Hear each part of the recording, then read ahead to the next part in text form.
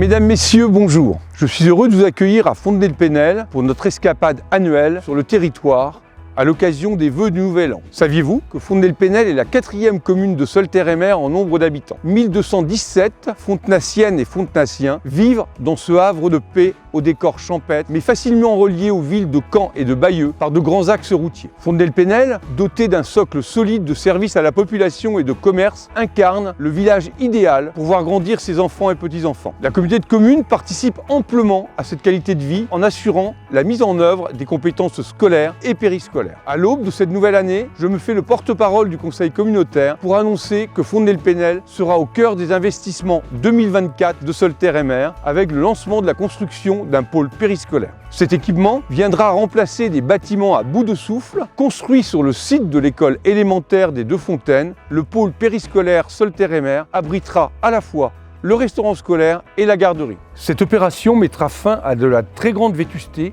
et améliorera le confort des écoliers, des agents et des enseignants grâce à la configuration sous un même toit de 2 services essentiels. Rendez-vous en 2025 pour l'inauguration. On se retrouve maintenant à Creully-sur-Seulles devant le pôle de santé de la Seulles, mise en service en mai 2023. 28 professionnels de santé exercent dans cet équipement à la pointe de la modernité. Permettez-moi de saluer l'écriture architecturale de l'agence ADN et de M. Samuel Rabache qui a dessiné les plans de ce savant mélange de fonctionnalité et d'esthétisme. L'histoire de ce pôle santé libéral et ambulatoire constitue un exemple de coopération entre acteurs privés et acteurs publics. Initié par les 3 médecins de Creully en prévision de leur départ à la retraite, le projet a cristallisé toutes les bonnes volontés animées par une vision commune. Anticiper la fracture sanitaire pendant qu'il en était encore temps. Pour schématiser, je dirais que les fondations ont été creusées par les professionnels de santé et le gros œuvre a été assuré par l'engagement de toutes les collectivités publiques envers un territoire.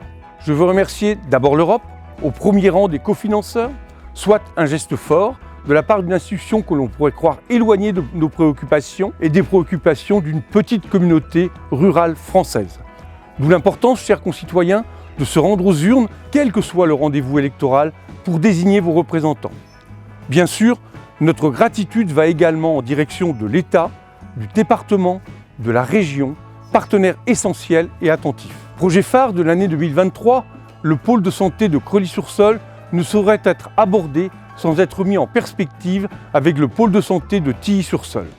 Retenons que l'ouverture du pôle de santé de la Seulles marque l'équité territoriale en termes d'offres de soins.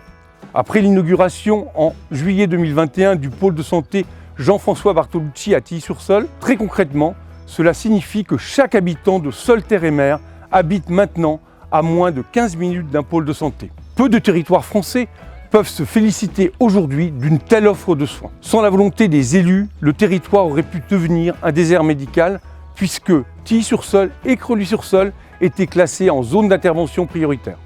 Troisième et dernière halte de notre escapade en Seulles-Terre-et-Mer, Anel, haut lieu du débarquement. Le village d'Anel cultive la tradition balnéaire depuis le 19e siècle. Cette magnifique plage de sable fin demeure à chaque saison une destination prisée des touristes et de nos habitants. La notoriété de la plage d'Anel transite aussi par 4 petites lettres emblématiques du développement du char à voile, le CLNA. Entendez, le Centre de loisirs nautiques d'Anel.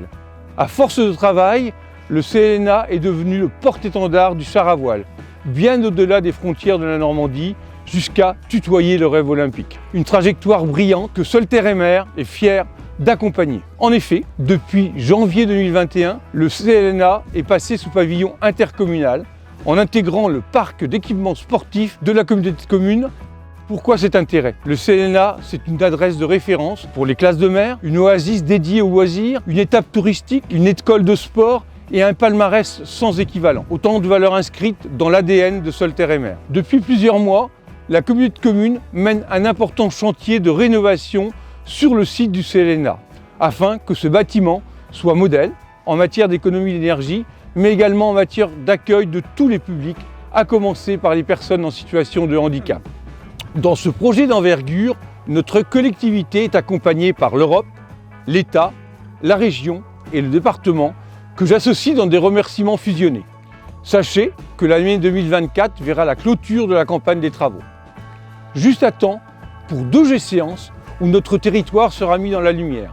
le 80e anniversaire du débarquement et le championnat du monde de char à voile sur les plages de Solterre-et-Mer du 29 juin au 5 juillet. Retenez bien ces dates. Devant ce panorama saisissant des pontons du débarquement qui nous rappelle la fragilité de la paix, je vous souhaite à chacune et à chacun d'entre vous une douce et heureuse année 2024. Et n'oubliez pas, pour vivre heureux, vivez entre Caen et Bayeux, c'est-à-dire en Solterre-et-Mer.